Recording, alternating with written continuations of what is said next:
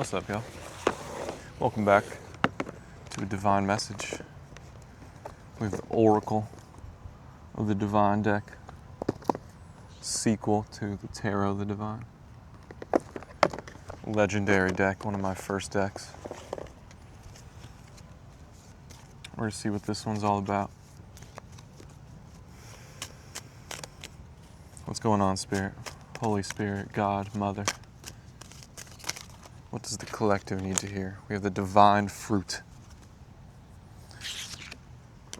The forbidden. The forbidden divine fruit. The fruit that is forbidden, but it's also divine. It's divinely forbidden.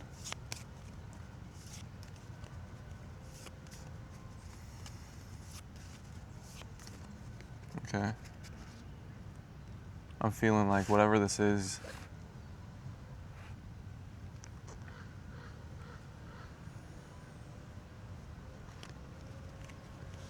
it makes you feel maybe a sense of guilt, but that's the point, Spirit is saying. It's like, whatever this fruit is, it's meant to make you feel guilt. It's meant to make you feel the opposite of freedom or detachment. And Spirit is saying for the powerful and the wise and the brave, this forbidden divine fruit can be a powerful tool.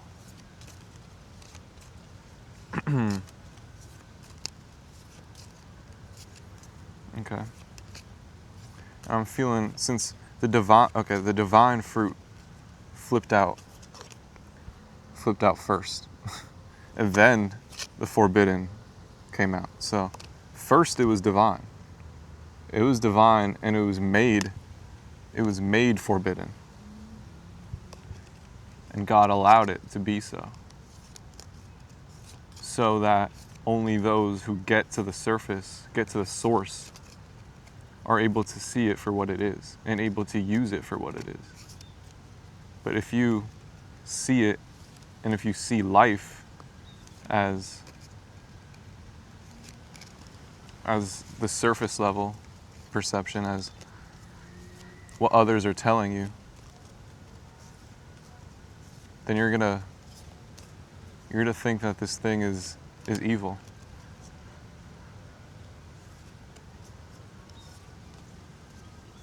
So Spirit is saying this thing is not evil at all. Only the perception of others makes it seem so. But without the perception of others, you see it clearly. You see it for what it is. Because what this is a gift. It's a great gift. I'm feeling like mango energy.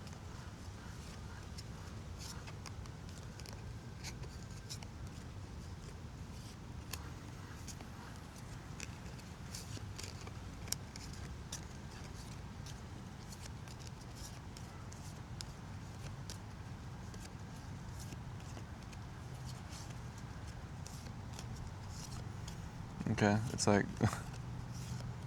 if we look from a higher lens, like it seems silly that we would ban mangoes.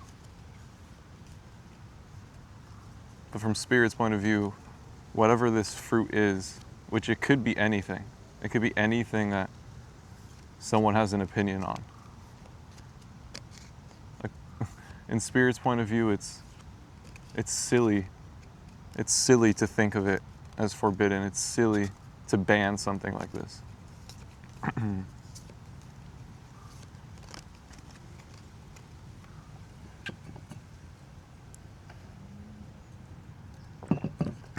Okay.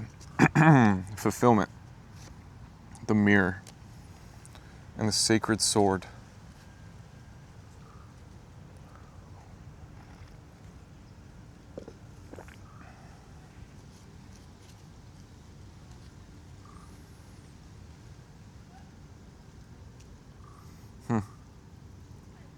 So whatever this is was a tool for you to reach fulfillment,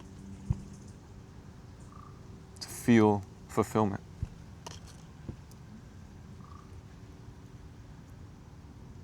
It pushed you to look in the mirror. It pushed you to see that everything is your mirror. And it unlocked your sacred sword. It unlocked your voice. It shed what is not important, and you realize that what's important is your voice.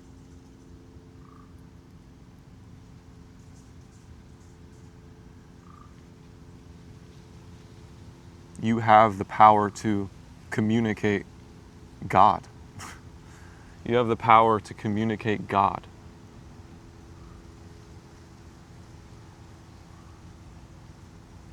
And God needed you to know that you have that power forever, so long as you live.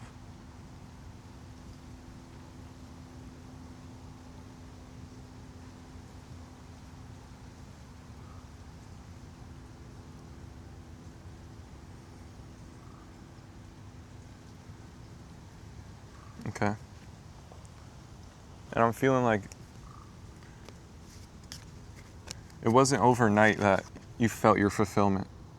Maybe you felt it huge on some nights. Some nights it peaked, it spikes. But there was a lot of factors. There was a lot of factors that goes into your fulfillment. It's not as simple as just switching a switch or switching a perception. There was outside factors that plays a part in what fulfillment is for you as a human.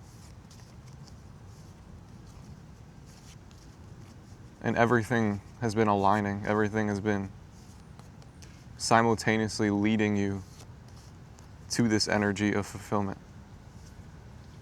Okay, and spirit is not specified. What's the word? Specifying what this forbidden fruit is, or this divine fruit. It's many things for many people. For some of you, it's a lot of different things. And that's the point. It's never ending. So long as there's life, there's divine fruit. Where there is God, there is divine fruit.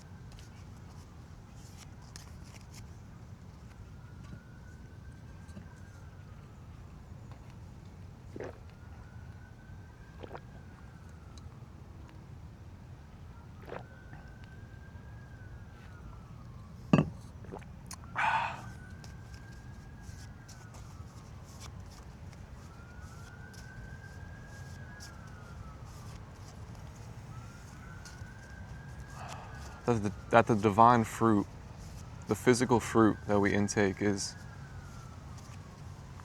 metaphor for heaven.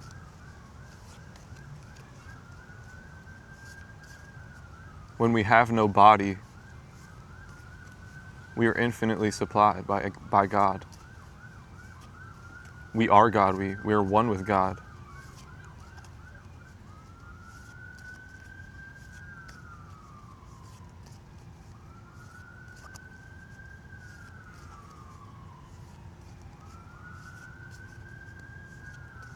So when you enjoy yourself, when you figure out what makes you excited, you're figuring out what life is like in heaven.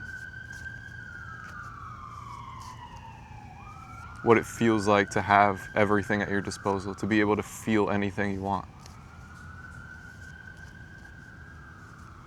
It's not easy to accomplish as a human, but it's possible. And it takes a journey. It takes trial and error.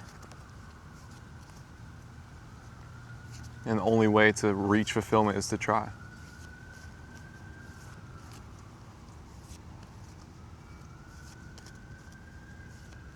if you feel like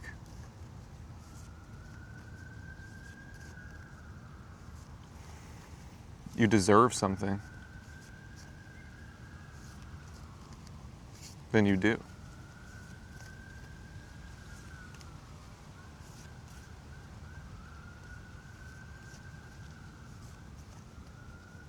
If you feel like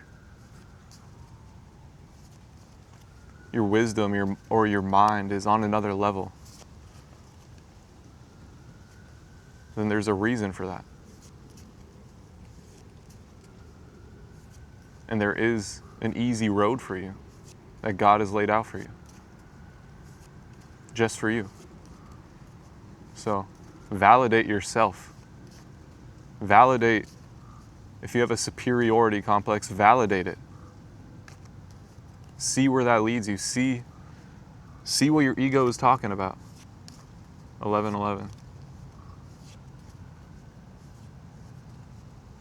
You think your ego is just nonsense?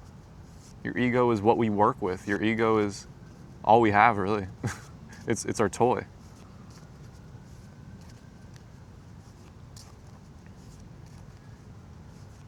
So there's a reason your ego wants to expand in a certain direction. And maybe that direction is very similar to other people's directions. And that is meant to be as well. You're meant to exceed at something that a lot of people love. A lot of people do. A lot of people resonate with. You're meant to be in a league of your own and make your own art form out of it. It's like that art form was literally made for you to take the throne.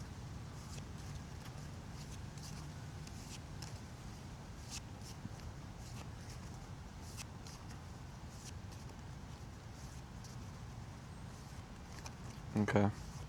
Spirit's saying you have to push through. You have to push through.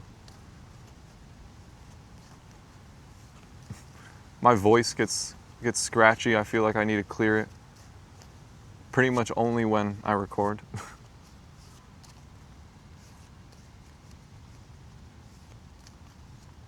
And that just shows that when the game starts, you're going to find complications.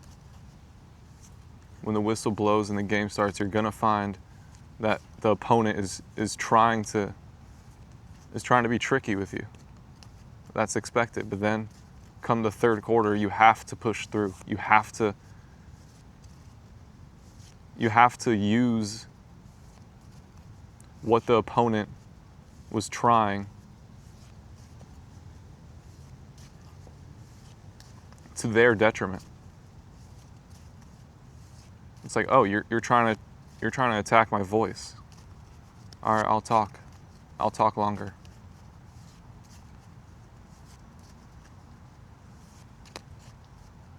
You want me to seem like I'm not confident? I'll sit here all day. I'll stutter here all day. I'll have a raspy voice here all day. But you use what they dish. You use their momentum against them, and suddenly they're not there. They're on the floor. They've lost track because they were so busy game planning on how to stop you. I'm feeling Steph Curry energy. They were game planning on how to stop you, while you were game planning on how to win, how to score. They didn't think about that part. They didn't think about that they need to score, that they need to create on their own. So all it takes for you is to outsmart. Use your brain against their force, and then they're not there. And then the third quarter comes and you're in your flow state and you're in your natural element. Now you're where you belong. Now their attacks, what they try to do, is perfect for you. You love it. That's the whole point.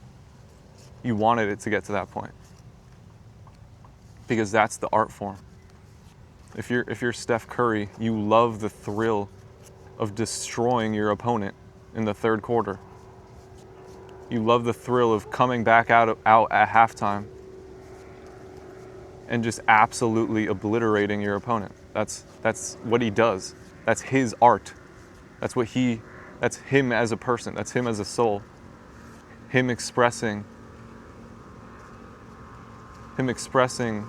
a story, a way of living. It's like the Bible. He goes out there and displays the Bible every time he plays. Okay?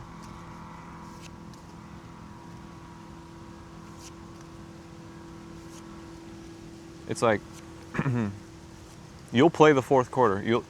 You love a good fourth quarter. You love a good heavyweight match. You love when it comes down to the line, but most times it's not going to come to that point. Most times it's not going to come to the fourth quarter. You're going to end it in the third. Because you prefer to play at your best. You prefer to give the audience your soul, which is destroy them in the third. It's in your nature to play at your absolute best instead of trying to get a good game. Okay? Being too afraid to destroy, being too afraid to be competitive. I'm telling you, as an athlete, I've been an athlete, soccer and basketball my whole life. A lot of people struggle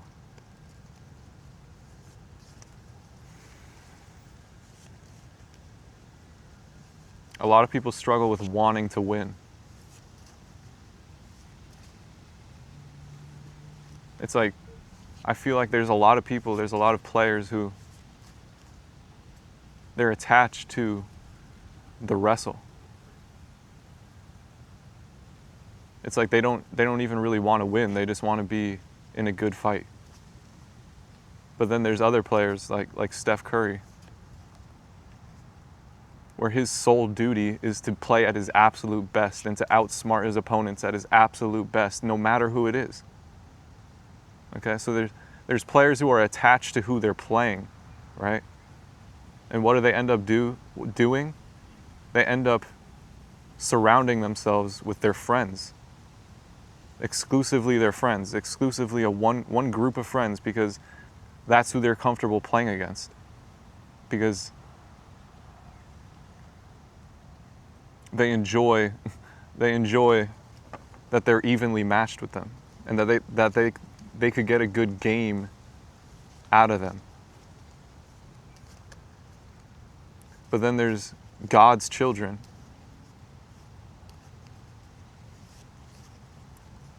who you don't care who the opponent is. You don't see the opponent. All you see is you doing your thing. The opponent is just part of the canvas. The opponent is just the background. But what's important for you is that you impress yourself. Simply that you impress yourself. That's why you play. It's a simple thing. It's a simple thrill. It's a simple fruit. To do something and be impressed with yourself. It's a simple drug. But it's fun. It could take you to wherever you want to go.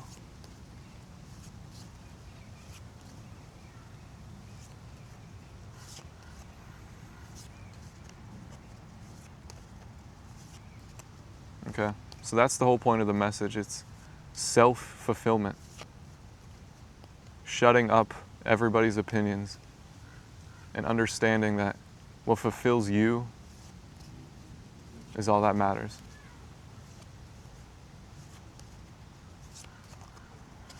All right. I love y'all. God bless you. Peace.